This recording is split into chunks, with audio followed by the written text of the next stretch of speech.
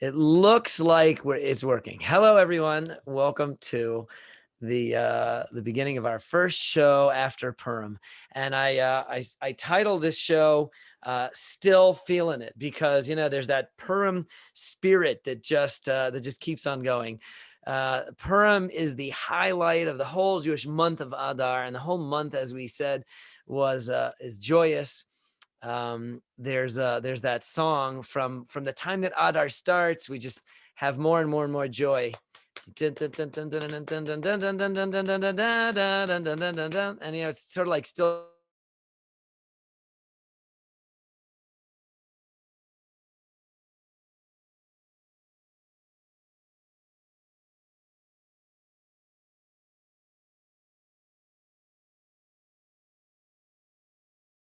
downs, and the world is always ups and downs.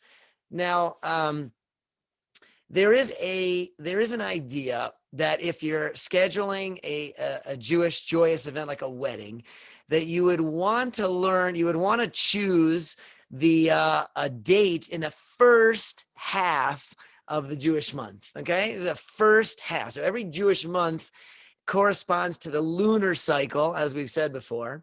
And if you're a regular on Live at 5, you know that I'm a calendar geek, and I like the calendar to talk about the Jewish calendar. So every Jewish month is aligned perfectly with a Jewish with a lunar cycle.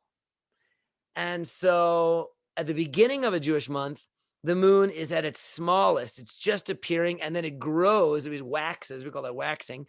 And it grows. And then in the middle of the Jewish month, the moon is the biggest in the sky. It's a full moon. And then in the latter half of the month, it wanes and it gets smaller until, it disappears. Really, just what's happening, of course, is that it takes that 29 and a half or so days, the moon, to go around the earth. And basically, depending on where it is in the sky vis-a-vis the sun, then we see more or less of it. If it's in the same place as the sky as the sun, so then you can't really see it, because the only part of the moon that we see is the part of the moon that reflects light from the sun. So if the moon and the sun are the same place in the sky, we don't see anything. And when the sun and the moon are in opposite parts of the sky, then we see everything, because we're looking at an entire face of the moon reflected from the sunlight. But it basically goes around, takes a month when it goes around like that. You can kind of picture it. So anyway, the reason I was mentioning this is because in the latter half of the Jewish month, the moon is waning.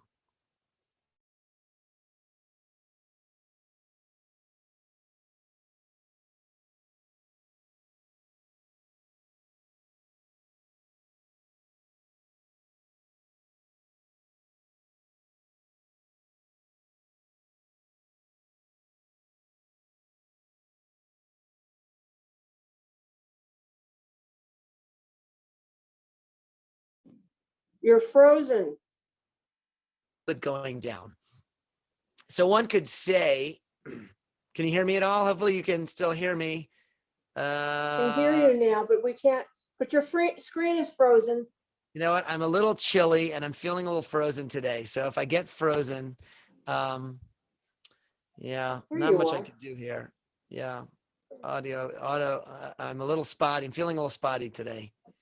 I don't know exactly how to adjust that. I apologize. I'm not in the best of internet locations, and my computer is too new to have to be able to plug in. So we'll do the best we can, and I apologize. I'm gonna have to say everything twice, so I'll just repeat the whole show from after the second half of the show. All I was hoping to say is that since we're in the second half of the month, it's still a joyous month, but it's a little bit waning. We're working downhill. However, we're going towards another joyous month, because the next month is also a celebration. And so we're between holidays. We're between celebrations, the celebration of Purim and the celebration of Passover, and they are intimately related. They're connected. Our sages put the two of them together. There's the month number 12 is the one we're in. And then we go to month number 1. And the last month of the year has this holiday in it, and the first month of the year has this holiday in it. And Purim is the last holiday of the year, if you will, and Passover is the first holiday of the year. And so we're kind of going as kind of a swing around from the very end to the very beginning, and they're both filled with holidays, pleasantness. Really, in fact, sometimes in a leap year, in a Jewish leap year, we have the month of Adar twice.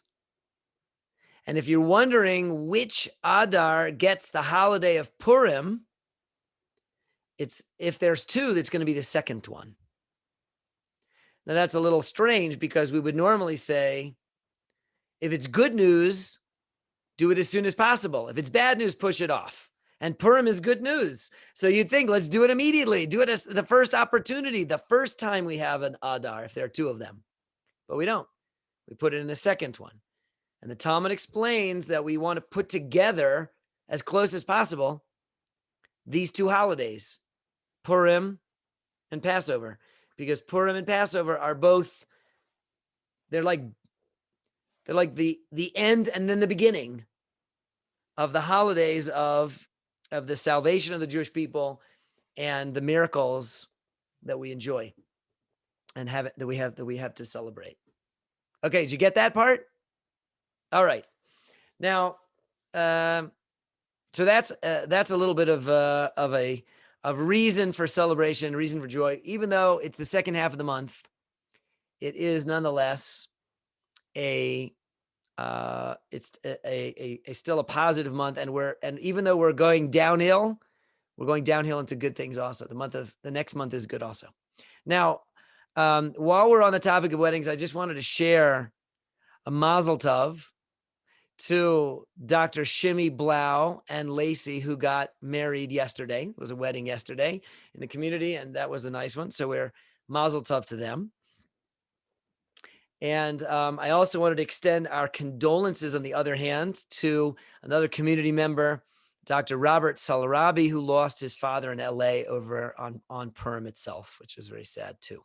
So there was a little, ups, these other things, news of all kinds, and the Jewish people moves forward. Somebody just told me that he thinks that if we'll borrow a baseball metaphor for this pandemic, he said, we're in the seventh inning. So I thought, okay, that's good. I like, once you get to the seventh inning, you already see who's going to win, and you could leave early, you can wait for the seventh inning stretch, you know what I mean? And then the ball game's over. So I think we're almost there. We're getting close. And I'm hoping that that's the case. I'm looking forward to getting out of the house and out of the office and getting back out and seeing everybody again in person, not just on the show in the studio. Today, I also was in one more announcement. I'm very delighted. Today's a bit of a special joy for me and for some of the Clean Speech Colorado team, because today is the launch of the first Clean Speech campaign outside of Colorado in North America. Today, March 1st, starts Clean Speech Illinois. And we're very excited about that. I have a very dear colleague, Rabbi Zev Khan. He was otherwise known as the Rugby Rabbi because he played rugby in the Maccabee games many years ago. And he used to have a radio show called the Rugby Rabbi. And he's originally from South Africa. He's been has been a teacher in Chicago for 20 years and is a very dear friend. So he and an organization that he runs called JET. It's called the Jewish Education Team. I think they call it JET. So they are spearheading the Clean Speech campaign of Illinois, and it started today. Very exciting for us. So here's Colorado is the we have that to be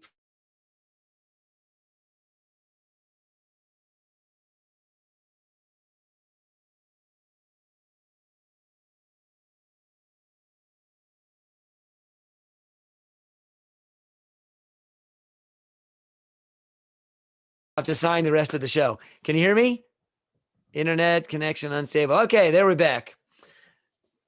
I got enough internet back to at least say that my connection was unstable. Otherwise, I was going to have to sign the rest of the show, and my sign language is pretty rusty.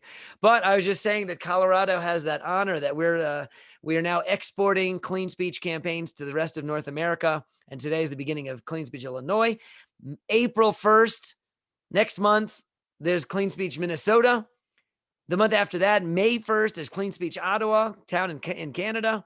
And then in November, there's going to be clean speech campaigns in Baltimore, Dallas, Houston, as well as Colorado. So they're happening all over the country. It's an amazing thing, and we're very excited. We pioneered this important community gathering for this very beautiful topic, and so it's very exciting today, May 1st. Okay, now a couple things that I wanted to do together as we head towards Passover. Last year this time we were getting ready for Passover. We were talking about the Haggadah and all kinds of things. We're not going to quite start on that yet. If we do, we'll do that a little bit later. But there is one other sort of topic on my mind, and that is this: the few parshas of the Torah that we're reading now these couple of weeks. I mentioned this once before briefly. The last 5 Torah portions of the book of Exodus are all, by and large, really about one topic, and it's a obviously 5 Torah portions on one topic must be a significant topic, a topic of significance. There's a lot of ink spilt on this topic, if you will, in the Torah, and yet I must admit, I think it's hard to appreciate, and it's ill understood. And the topic itself really is the topic of the tabernacle. I have this great book about it. I don't know if you can read that, if you can see it a little bit. There's a couple of pictures, and it says Mishkan in that beautiful font at the top. Now, the word Mishkan itself means the tabernacle, one of my former students coined the term the temple mobile, because it's a temple, but it's a temple on wheels. It's if you will, it doesn't really have wheels, but it moves. The Jewish people at Mount Sinai were told to create this building, this temple, this structure, to be a central holy place. And then they were told to build it. They were told to take it down, pack it up, and move it to the next place, rebuild it, take it down, pack it, move it. And it became this traveling house of holiness. And one day later, in the future, many centuries, couple of centuries hence, that traveling building would become a permanent structure in Jerusalem. And we know, if you've ever been to Jerusalem and you've visited Jerusalem, you've undoubtedly been to the site where that temple stood. It was destroyed by the Babylonians. It was rebuilt, and it stood for each of the 2 times of the permanent building in Jerusalem. It stood for over 4 centuries. There was a short break of 70 years in the middle, and if you put the centuries of the movable predecessor in advance of the more permanent structure, then you're talking about the fact that the Jewish people had a temple for about 1,000 years. That's a long time. That's a long time. Compare that with the length of time of the United States of America, just as an example. The United States of America, I remember not too long ago when I was a kid, it was the centennial, the quarter century, I think it was, 250 years. Since 1777, maybe it was 200. I guess it was 200 years. 1977. I think I remember that when I was a kid. I was 7 years old in 1977, and I remember that the 200th anniversary. So America was 200 years old. So we had a temple in Jerusalem twice for over 400 years, twice as long as America has been a country. And a couple of centuries before that, 1,000 years. That's a pretty significant, lengthy history, I would say, right? And still, the Jewish people haven't had that in 2,000 years. It was in the first century of the Common Era that second temple was destroyed, and we haven't seen it. No one's set foot in it. It was destroyed, and it's just a ruin now. And some many centuries later, of course, the Muslim world came in and built the Dome of the Rock, which has been there for quite a while. But that's only because there was an absence of our temple in that spot for so long. But prior to that, it stood there for 1,000 years. Now, these 5 parshas are devoted to talking all about that temple in tremendous detail and intricacy. It's almost like an architectural digest of the ancient world cover. If you wanted to know what the great wonders of the world, holy buildings, and you wanted a detailed tour of this fabulous edifice, the Jewish temple. So you could read these 5 Torah portions and you would learn all about it, and you could see what it was.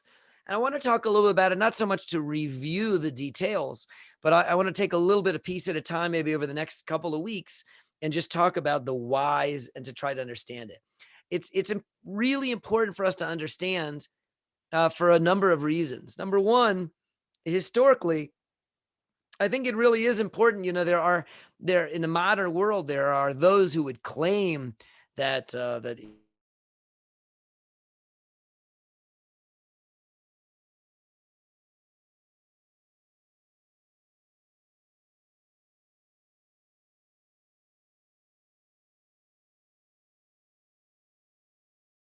comes.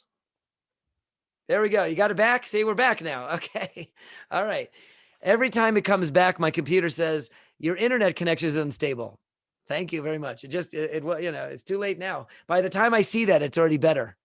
Anyway, what I was just saying is it's important that we know the history a little bit, because today in our world there are those who will make really just shockingly illegitimate claims to that spot. The Muslim world claimed, and UNESCO actually declared it to be a Muslim holy site. That should be so patently incorrect. It is so patently incorrect, and should be so shocking. It's we would call that a chutzpah. It's like the United Nations chutzpah that they should be able to talk about that spot as the holy site of anyone other than ourselves. And we could, if you want to call it important to multiple peoples, okay, I could hear that. But to declare their holy site in absentia of the Jewish people is a chutzpah, the likes of which are hard to fathom. And I think if we don't understand the history, we aren't adequately able to point out, the emperor has no clothes over here. This is just not a claim that anyone could sit quietly by and allow to be repeated. So it's important for us to get a little bit of the history and to understand, what Jerusalem is, what the temple is to us, and when and where and for how long and how significant, how meaningful, etc. So we want to understand that a little bit, and these parshas will help us with that. That's number one. Number two, I would like to suggest that it's still a very, very significant part of Jewish life, that we, on many occasions, we mourn the loss of that temple.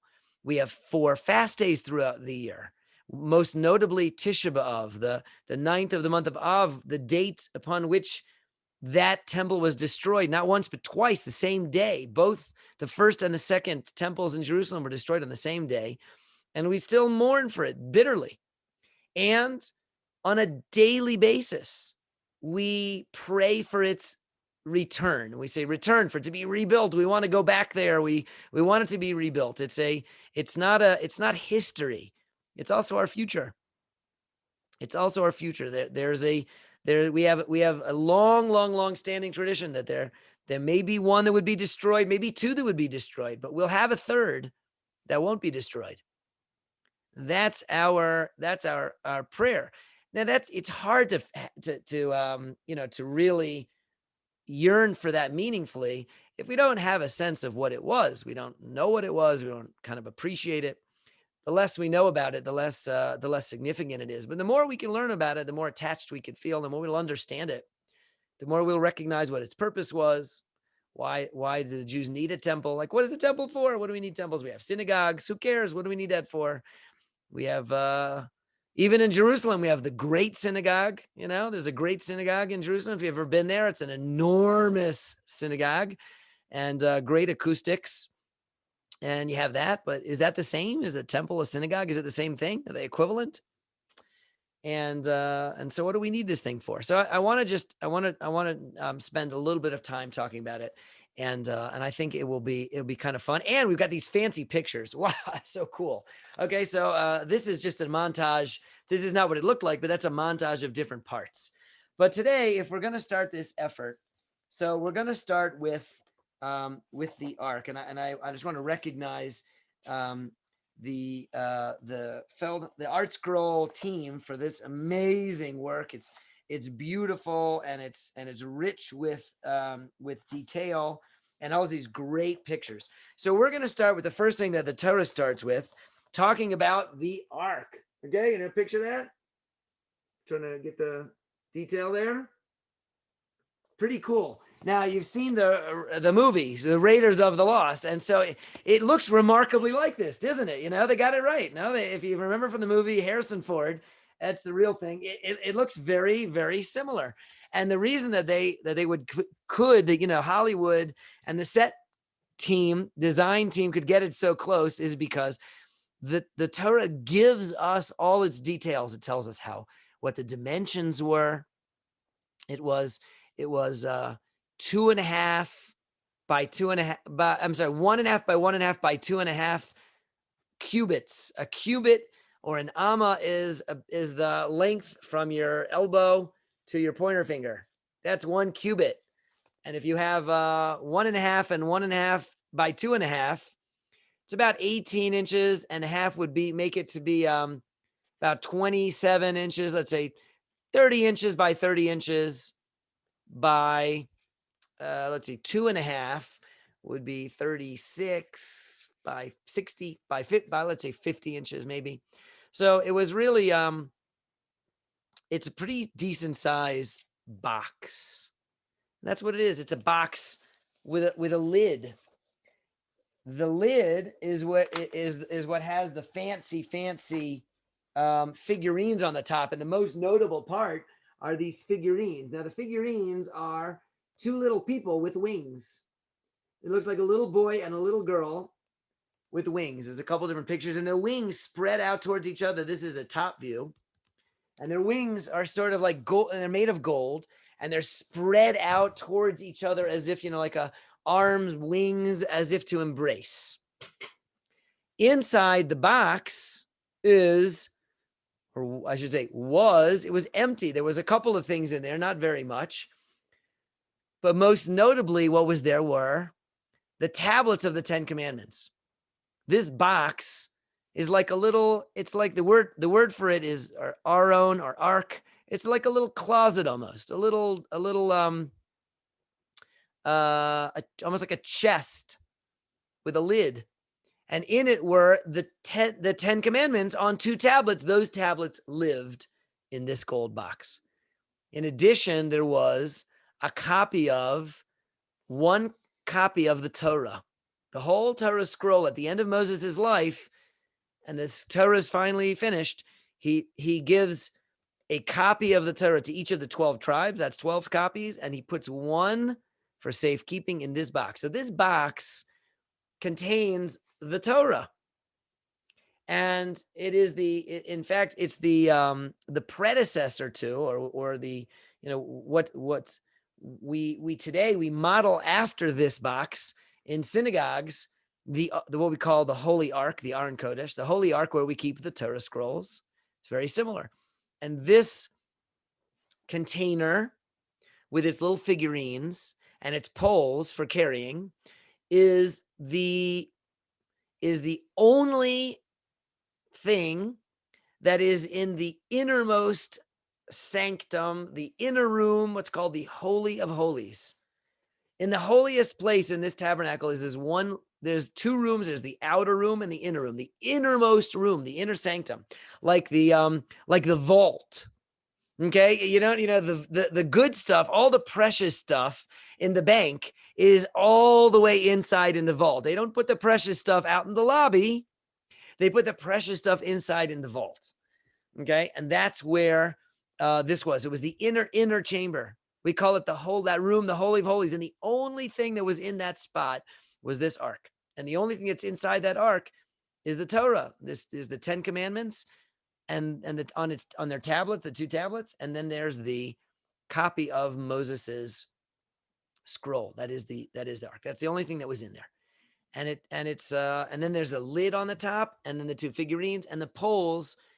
When the Jewish people would travel, we talked about this is the Temple Mobile. So that means they would build the structure and they would bring in the ark, and then they would time to move. God said it's time to move in the desert. They were traveling. They would unpack the structure and they would carry it. And the actual, the Kohanim, the priests of which there were only a very few at the time.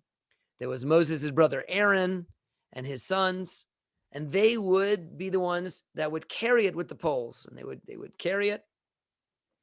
Now, this ark, there are so many amazing things that are talked about. Beautiful ideas, beautiful lessons, little interesting things about it. I'll just share one or two. The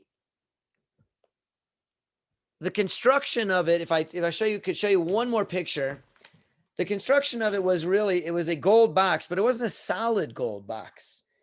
It was actually, there was an outer gold box and an inner gold box, and the middle was made of wood.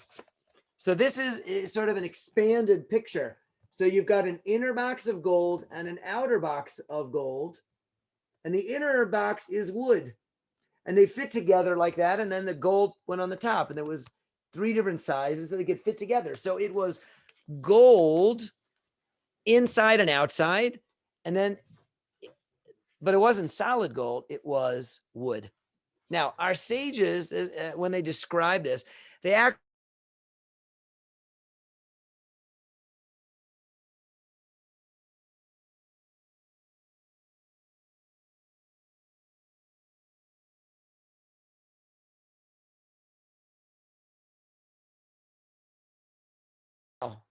Yes, can you hear me now? Yes. See, perfect. Okay, sound is back. Now I'm going to get a message that my internet connection was unstable. Thank you.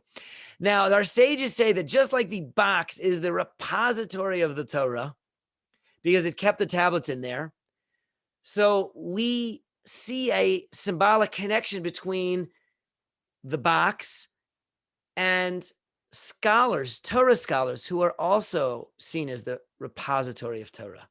Because really the Torah is a living thing, and it's not meant to just be, it's not just a scroll wrapped up in a box, just put away, the Torah is alive. It's the Eitz Chaim, the tree of life, and it lives within the scholars of the Torah, those who learn the Torah, study the Torah, and practice it and live it. And those Torah scholars, then, the repositories of Torah, are almost akin to the ark. And so our sages say that just like the ark was gold inside and outside, so too, if a person is truly a Talmud scholar, Torah scholar, then tocho kabaro, that his inside needs to be like his outside. That means you're seeing a sincerity, an earnestness.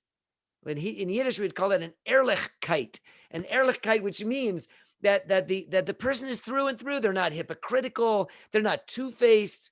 They're not deceitful. They're not saying one thing and doing another.